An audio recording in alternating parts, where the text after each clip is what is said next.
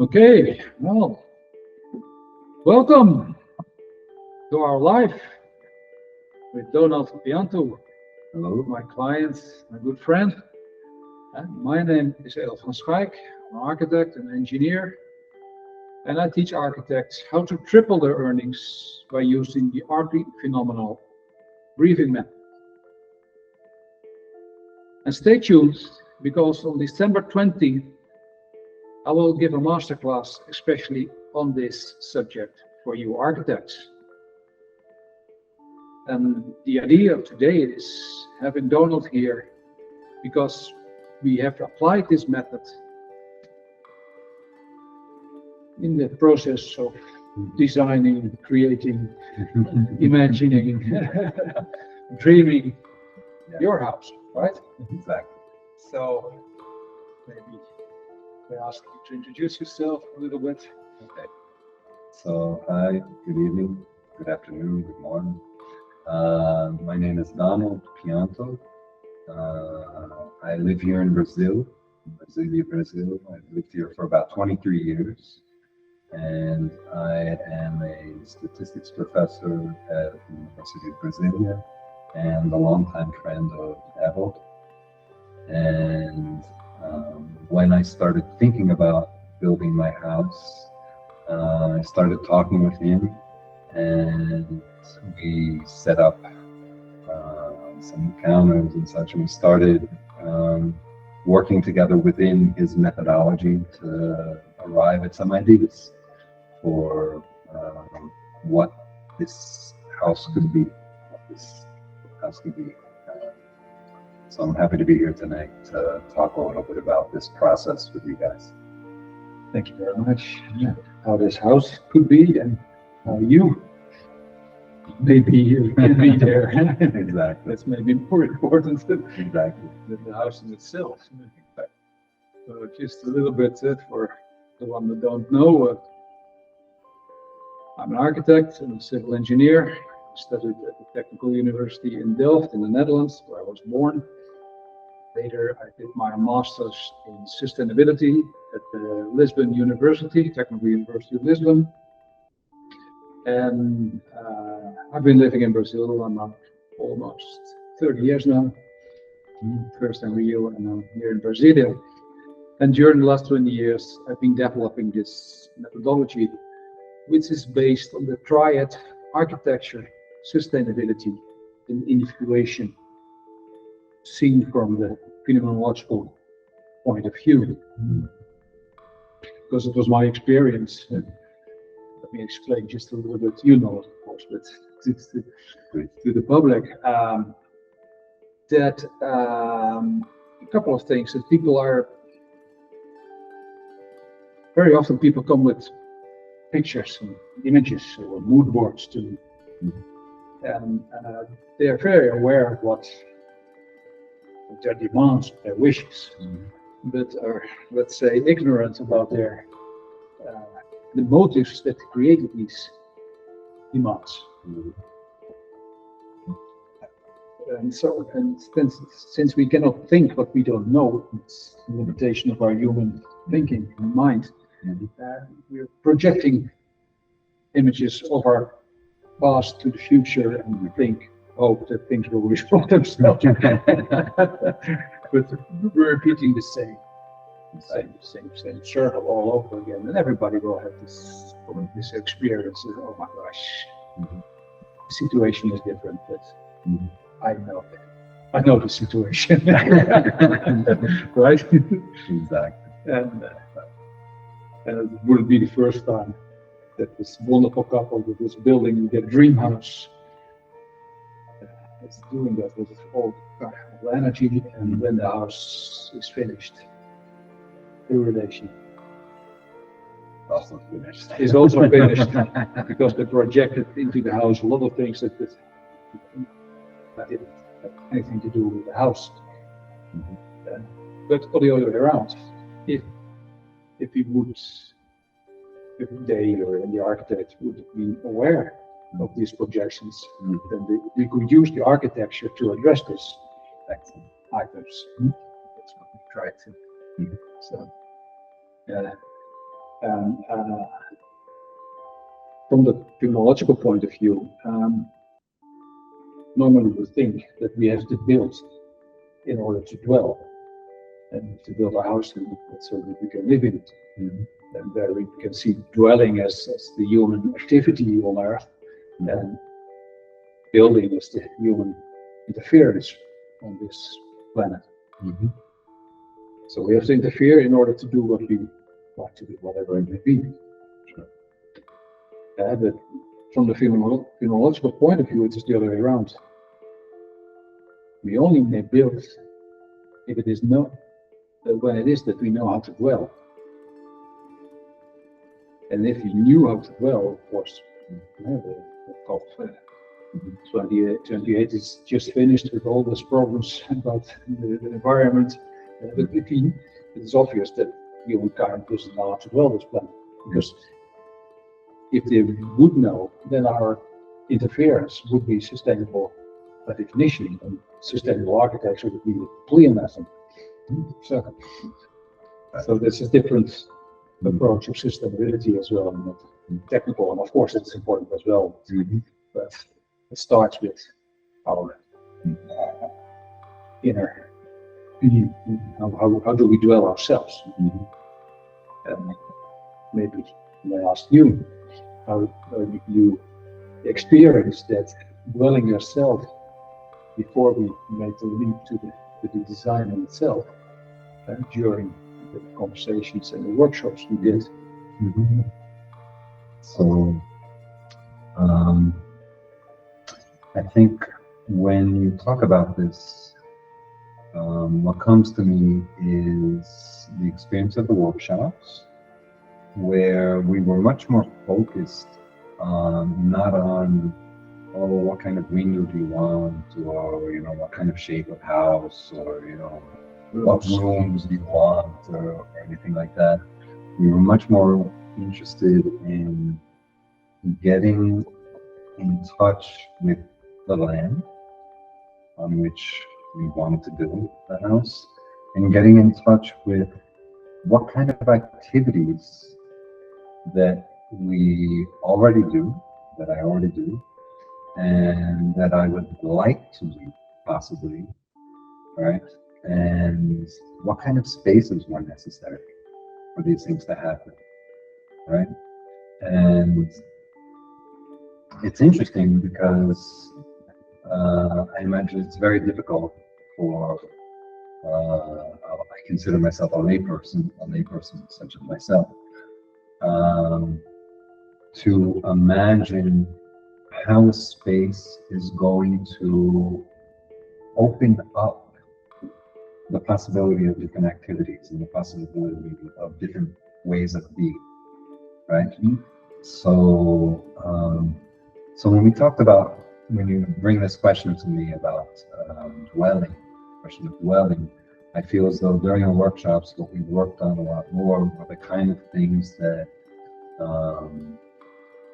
already happen, on my day-to-day life that I enjoy doing, and also things that I imagine that could happen, and desires and dreams and such. And so it was much more focused on my existence and how I enjoyed living my life and how I imagined living my life. Which is what I thought. Wonderful. We're trying to create spaces that stimulate, in this case, you and your adrenaline, to become who you, in essence, are. Does that make sense for you? It definitely does. It definitely does. I really enjoy doing manual projects, carpentry and such, but I live in apartments, I don't have a workshop and such, and so it's definitely something that I want to do, but it's not something that I have a space for. And so, I mean, I know it might sound trivial. Oh, so you just build a workspace for that. But being able to get in touch with these types of things that I enjoy doing and don't necessarily practice in my life, was a very important part of the process. How was it? Well, of course, you're talking about you. Of course, you're here. Okay. But, because we did the workshop together with your wife and your son, right? And how was that interaction for you? So it was one of the things I really enjoyed seeing afterwards. So we did the workshop, and we all shared different ideas of what we'd like to do, what we'd like about the house. And then when we got feedback from you later on about, you did an organization. I thought this was very valuable. You organized what kind of things all three of us somehow talked about and desired. How many things were only talked about and desired between me and my wife and me and my son, and how many things would individually, right? And be able to look at that and think about that a little bit. Think about how do we design a space that's going to be able to, bring people together when they're, when they're doing activities that all three of them enjoy and all three of them want to be together. And how do you create these those areas? I thought that was a very rewarding way, a very clarifying way. It was actually very clarifying to be able to look at that and see how our desires intersected and didn't. You're different persons. Exactly, but there are intersections. Of course. Exactly. Yeah. I hope so. There were no intersections, then it'd be like, well, you can have this side of the house and she can have that side of the house. I did once a house for the family. From Sao Paulo. And the only thing they had in common were their guests. I joked. Well, let's make the guest rooms in the middle of the house and you They didn't like hearing that, I'm sure. But that's what was very fun. And sad at the same time. But I actually think you bring up something. I think this kind of process you brought up earlier, this idea of building a house where people put their images and ideas and problems of a relationship and they think they're going to solve it with the house. I think that this process is very positive because you can look at those questions before you start building, or it comes up. If you do this workshop and suddenly you discover, my God, we have nothing in common, then you need to talk to your wife. You need to talk to your partner. You need to understand, what the relationship is bringing to each of you. If you want to go forward. And so it was actually, in some sense, very comforting for me to see that there were a lot of intersections, and also very comforting to see that there were things that were just mine. I felt, that it was kind of a sign that my relationship was healthy somehow. Sure. That there was common ground, but there was also, individuality. So it's a funny thing. I think in general in society that when you build a house or whatever it is, going to school, that people think you have to agree on everything and do only the things that are good for everybody. But my experience is that it's thin. and if there is not space for your individual needs or demands, it's things you have in common versus your individual. And that's the place where you live should satisfy both. And I think there's one more aspect, is that, I don't know how you perceive that in our conversations. I see that most architects and their clients like to create a kind of homeostasis that accommodates them in a static situation. everything is nice. And there are all the problems are like, I don't have to change anything. I think all the problems are outside and I'm fine here. Yeah. But that stops also your personal growth. Mm. Whereas I think that architecture should create a healthy tension, let's say, for you and everybody who lives there. To So it's interesting that you bring this, because for me, the word home brings feelings of comfort and acceptance, and a little bit the idea that you were saying, sort of isolated from the world, and the problems of the world are outside of it. And so I think that is definitely an image that I certainly carry, and that many other people must carry with them, right? But perhaps we have to think a little more about home as a place also of growth, process of a process of growth and such. And I think that anyone that has raised children, this is very obvious. You don't want your children to stay babies for the rest of their lives, right? And I think that neither should we wish to remain the way we are for the rest of our lives. I don't think anybody who's alive on this earth has reached perfection. And and so we should look for places and opportunities and relationships and spaces that offer growth to us. It's an interesting question. Can a place offer growth? Mm-hmm. Or Okay. like Lao Tse said, if I let go who I am, I can become who I am. So can architecture,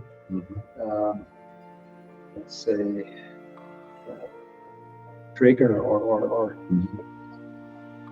Stimulate. Stimulate, but just a little bit. It's not totally comfortable. It's sometimes an papa. Well, I can't really tell you. I'll have to tell you once the house is built. Yes. We have to schedule another line for a couple of years from now. But I definitely believe that it can. I mean, I believe that the environment that we're in and the relationships that we have with people around us are always influencing us, whether to stay the way we are or to be the best selves that we can be. And so I as a principle, I believe that that's possible, but I can't say that I've lived it yet. I can say that I see how it could be possible, but I haven't had the opportunity to live the space. No, that's for me as an architect. It's a challenge. Of course, spaces surround us, also nature influences our being. Yes. But if you go into a cathedral or whatever, it has an influence on it. But that is a built space.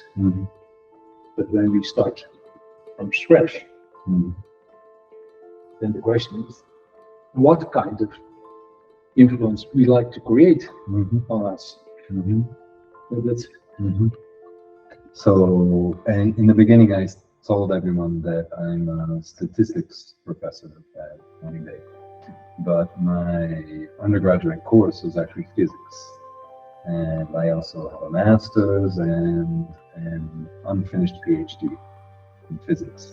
And when you start talking like this, I think of physicists. okay. And no, this whole idea of if you understand how something functions, right, and in this case a human being, right, what kind of situations and conditions can you create so that object or person fulfills itself, fulfills its destiny, fulfills its objectives. It's an individuation process. Yeah, exactly. And so I identify with that as a physicist. That's interesting. Yes. I was reading about quantum mechanics and quantum physics, where the observer influenced the result. Right? That brings me to another aspect of it, which is perception. And you told me that in the workshop we connected with the land. What did we perceive? What was that for you? This perception? I have to admit that was probably one of the most difficult parts of the process for me, because the particular plot of land where planning on building is a plot that has not been well taken care of for many years, right? And so one of the strongest sensations that came was sort of this idea of not being taken care of, right? Being abandoned, exactly. But together with that was also a very strong vitality. You know, behind it, there was life springing up everywhere from within this land. And so even though it had been abandoned, it had a very strong vitality, right? And of course, one of the things I connected with, this is actually of the land, but the view you have from the land, it's part of the reason that I bought in that place, is this view that you have of the valley below, you know, and this connection with something transcendent that it offers. And so being in a place that in and of itself is a bunch of vitality, right, and is connected with something transcendent and far off and long, I think those are the qualities that I was able to capture. I did. Does that mean that you perceived various, let's say, levels in the land? Definitely, definitely. Beyond what I just said, also there's a vein of rocks that passes through the rock, and that gives a sense of a lot of stability and firmness and something on which you can build. And you know, it's not something that I want to go there and I want to, let's tear up these rocks so we can build a basement or whatever. It's like, no, how can I really look at this plot of land, understand what is there, and discover how to live there and take advantage of all the benefits that offers. So that was actually a very enjoyable part of the process. When I see a lot of other constructions where people come in with tractors and they bulldoze everything, and it's it's like a blank piece of paper. Exactly, and do whatever you want. But already thinking about how we're going to interact with and how we're going to have synergies with what already exists was stimulating. It's nice to think about it. And also, for me, I think, I don't know, you tell me your idea, but for me, this touches on the idea of sustainability as well. Yeah, for me, it's let's say an inversion of the energy flux. That normally we project our ideas or wishes on top of the land. Yeah. And that's it. And then the tractor comes and bulldozer, whatever. Where, as you described it, you listen to the elements that are present in this particular space. And we try to listen what they had to offer and to include them in a design. And that's, I agree with you, it's a different kind of sustainability. Because if we really could do so as mankind, as we said in the beginning, then construction would be sustainable per definition.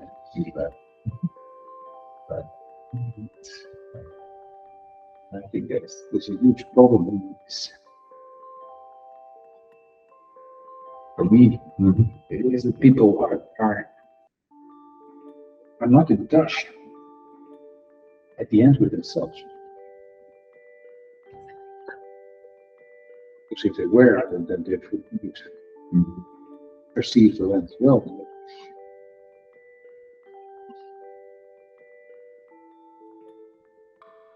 I haven't thought about that, and I don't have an immediate answer for that or an immediate reflection, but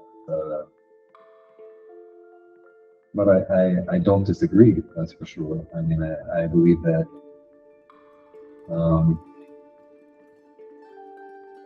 every bit more that we're in touch with ourselves, it makes it easier to be in touch with other people and other beings, be it a piece of land or Other realities. other Behind the first one that Exactly. comes up to us and what we think as reality. So it makes sense. Like, No, that's one of the, I think, basics of my methodology. They try to invert this the energy flows, so let's say, way of perceiving things. And so let me ask you a question. Could you imagine a workshop where you get in touch with the land and you discover that it's not possible to build? Yes. Yes. You know, what this person needs in this space, they're incompatible.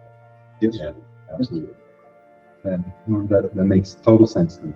But of course, it's one thing for me to perceive it, and the other thing is for let's say, the client or to perceive it. But I think if a person is open to this methodology, then he or she will at least touch at least these limits, let's say. Or have sort of a presentiment. Yeah, something is not right. Exactly. Maybe they cannot define it in words, but they will feel it. And that's why I work with this more intuitive techniques, let's say, or exercises. Because if you start to think about it, then we again in the same treadmill. But let me ask you a question as the devil's lawyer here, right? So obviously you are very important to the process because you need to be perceiving other people and have a good perception of yourself and such. So can anyone learn these techniques of being an architect that takes advantage of these amplified, expanded ways of looking at clients and their necessities?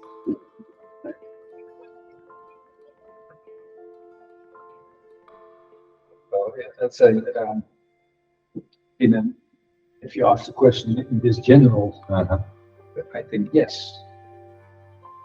Every human being has this capacities. So in this Western society, we're not trained to develop this kind of perception. Let's say, okay, it's knowledge. Like Grandma on the podcast said, knowledge is the enemy of wisdom. But on the other hand, I think everybody, in one way or another, more conscious or not, has this, what's the word for it, a natural tendency or necessity to get in touch with himself and for personal growth. Mhm. I read an interview with Ana Masui, a Brazilian psychiatrist, Mhm. and she said an interesting thing. Why doesn't this individuation process, personal growth, doesn't happen with most people? And she said, well, basically very simple, because it takes more effort to become who you are than to avoid who you are. And to grow, you have to. We're naturally efficient. Exactly. With all the consequences, The consequences. Yeah, exactly. talking about sustainability. Exactly. That's the problem. Short-term benefits and long-term benefits are right. Definitely. Yeah. But I think deep down, everybody wants to free himself or herself. Absolutely. Absolutely. And I think this practicing of perception is a way to free yourself from conflict, close to who you are. In essence, Mhm. Mhm. drop the mask at least Mhm. at home. Mhm. Absolutely. So, pillars of my methodology, of my methods. Yeah. And we spoke a little bit about in the beginning. Of course, it's architecture. Architecture can stimulate people. Sustainability and individuation. Mhm. And of course, it's circular, not linear. Mhm. We talked about it. If we change, then we will be more sustainable, or the other way around. Architecture is the same. So it's a triad, Mhm. but it has the aspects of a trinity. Things in a way that are not three separate things, Mhm. but it is also not one. Mhm. And that's looked at from, as I said, the phenomenological point of view. And there the perceptions come in. Because as you asked me this question, if any architects could do this or be trained in this methodology, and I said yes. Yeah. If of course the person is open for it, that's it. Mhm. But if there is an intention, then it will work. Mhm. But I think there, to train your perception, it's important to forget everything you know. And there the phenomenology can help a lot. I'm a Walmart teacher. So Yes, so everything understand. Not everything I don't know, but I understand what you're saying. It's so hard to actually see things, right? Because this is actually kind of the empiricist view, right? We can't see the world because our thoughts get in the way, right? And in our world today, that is definitely much more of a problem than maybe the other view, which is I think because we're observant. I think we're already so involved in our thoughts and such that the way the world is today we're much further away. We're much further away from perception than rational capability. Yeah, I think that's the whole organization of society. Schools are, well, the school is no exception, but in general, schools train let's say the rational mind, but not the other human qualities, let's say. Science in itself. It's one example I like to use about this inability to perceive and how we put our thoughts in the middle is I taught electricity to some students, and it was very near the beginning, and I connected a battery and a light bulb and closed the circuit. And I said, "Oh, so what do you guys see?" And one guy goes, so when you close the circuit, the electrons went there." I said, "You saw the electrons." You know, we have all these ideas of how things work, and in many cases they may not be wrong, but in many other cases they may be. And we're depriving ourselves of the opportunity to see things as they really are. How do you do that? What do you do? Okay.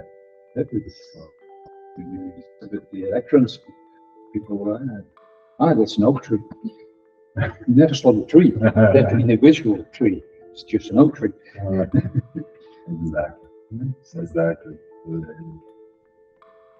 Exactly. Once you can classify it within your thoughts, within your ideas, then it almost ceases to exist.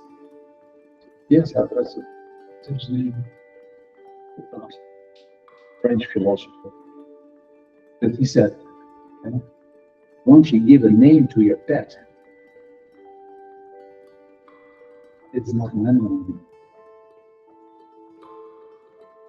Wow. More or less the same thing. Exactly. That's what you're constantly doing. Classify things. I think in a way it's as if I never thought about it. It's a funny paradox. Because in a way what we're doing with our linear perception of time is explaining the past, project it to the future, to foresee the future, and also to control the future. Exactly. Yeah. Well, that's exactly a feeling that. Please finish your thought. And it has to do with insecurities. Exactly. It's exactly the same feeling that I had. I think that we are, I'm going to exaggerate it a bit, but we're a society obsessed with security and safety. In a consequence with control. And because of that, we develop control. Things have to be the way that we think they are, you know, so that things happen the way we expect them to happen. And it's exhausting. It's exhausting. Exactly.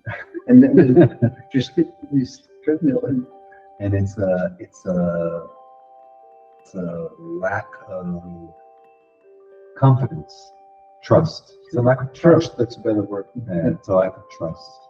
I did the Portuguese translation. Confiança para confidence. But trust is in something.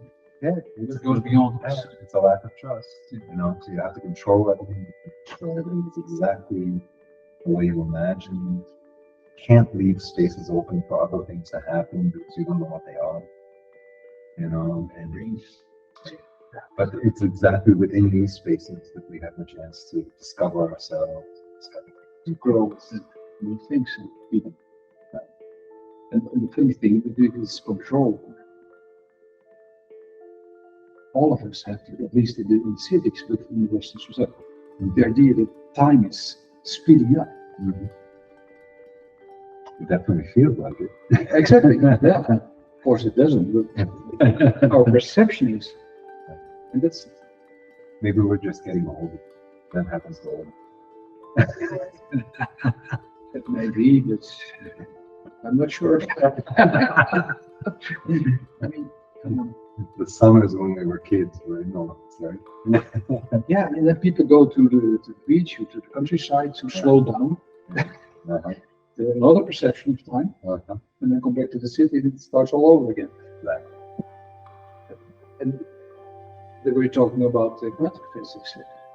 And we're not aware that it's our perception of time that we are speeding it up. It's not the time.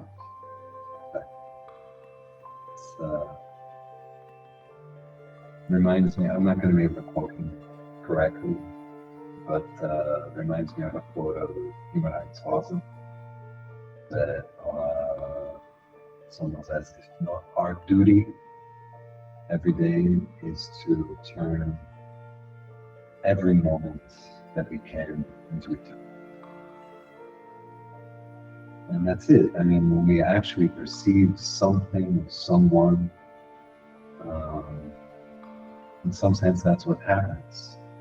This chronological chronos time is lost, and we enter into a totally different experience of that moment. And I think of that as like when you talk about the oak tree. One thing is to go and say, oh, that's an oak tree, and just walk by. Another thing is to look at that individual oak tree and understand how it grew, what's next to it, and what it has to say. how the bark is. You know, I feel a little crunchy saying that, but you know, but that's that. Yeah, the oak tree is just a representation. It can be the computer, it can be everything. It could be your spouse or significant other or whatever, you know, because that happens a lot. You know, we live with somebody for so much time, we start seeing what we used to see. Stop seeing what is actually there. And it's a big challenge for mankind to find to get all this quality we have, perception of presence. Of presence, exactly. Presence. For me, it's a subject from another life. But for me, so the basic issue of sustainability, or basic solution, is change of our perception of time.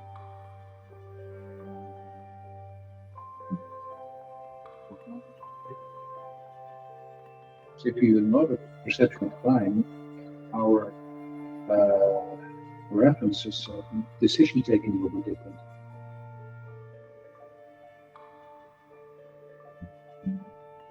And once again, there are two things that you can actually separate, right? The way we perceive time and the way we perceive here. The way we perceive time comes about from the way we perceive the world, right? The way we're used to seeing the world, and just looking at something and classifying it, or being able to get in touch with it. And so I think that, for me, it's interesting what you bring, because one changes the other. Yes, it's not linear. Yeah. Here and there's feedback. Yeah. Between them. So loop. Yeah, exactly. So, and then we have to jump in wherever we can change that loop. So we have to change Of course, that changes starts with us, Right. and then making the link again with architecture. My challenge is how can architecture create that? Because everybody, here in Brazil, it's a little bit more difficult as a model city, but you know, if you go to a Gothic cathedral in France, and when something happens, it's not a perception of space and time. These guys that built these cathedrals knew exactly what they did. Exactly. But we lost this concept because, in my point of view, every house, every school, every building should be a temple that offers this experiences. I remember reading something about the first Gutiana that burned down, where they said that you entered through one door, and when you left through the other, you had a very good chance of being enlightened. Exactly. That should be the architecture. It should be. I saw an interview with an Australian architect. He said a very interesting thing. He said, well, building, everybody, there's a trick. You buy some stones and some cement, and you build. Architecture is a spiritual He said everything. See how to phrase this question. Did you feel that these kind of questions, let's say, had their space in the encounter from the life?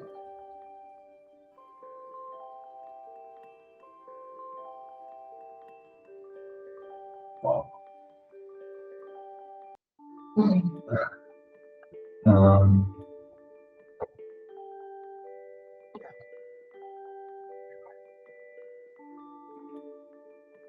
I'm not sure when we reach it. So I'm not really sure Tanong mo ako, sige. I'm not really sure how to respond, because I can say that the experiences in the workshop definitely had this quality where we weren't in a rush to answer a question or to define how something was going to be. It was much more a direction being directed towards perception. So I experienced the workshop as an experiment in perception. And of course, the experiment, we talked about perceiving the land, but it was also an experience in perception of myself, of my relationship, and such. So, in this sense, I can say that yes, the workshop had something to do with that. It was definitely aligned with this idea of readjusting our perception of it. I felt it personally in you and Matteo, your son, when you were talking about this transcendent. There, time became different. And that was actually a very beautiful moment, right? Where we both discovered this connection with the horizon. We tried talking about it, and it was And not the physical horizon, not the view itself, but this connection with something transcendent. transcendent. It was very beautiful moment. And it was for me to. It was beautiful to see the connection with this transcendency, but also beautiful to see the connection between the two of you at that moment.